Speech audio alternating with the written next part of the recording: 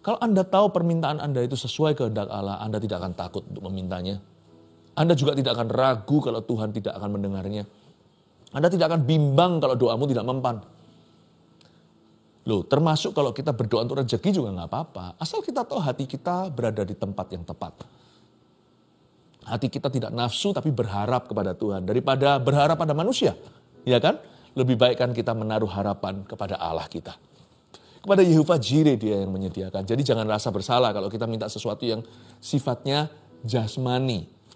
Bahkan materi. Kalau itu memang menjadi kebutuhanmu. Bahkan kalau itu menjadi angan-angan keinginanmu. Tapi kalau hati kita bukan syarat itu. Atau syarat harta. Atau syarat kenikmatan dunia. Tapi kalau kita tahu bahwa hubungan kita dengan Tuhan itu baik. Hubungan kita dengan Tuhan itu sehat. Saya juga gak akan takut untuk meminta. Saya minta supaya saya bisa lulus. Saya minta agar supaya saya bisa diterima pendaftaran di sekolah itu.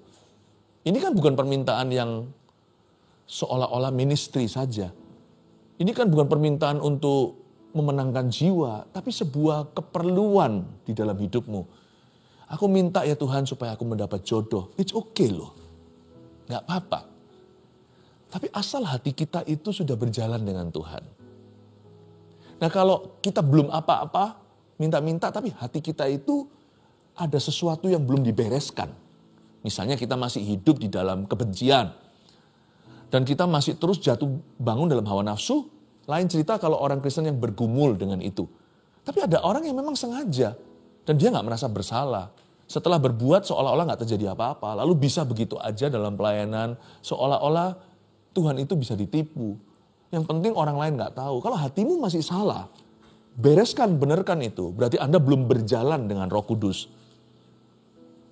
Berarti Anda belum berjalan dengan Tuhan. Kalau orang berjalan dengan Tuhan itu bukan Tuhan yang berubah. Dia mesti berubah.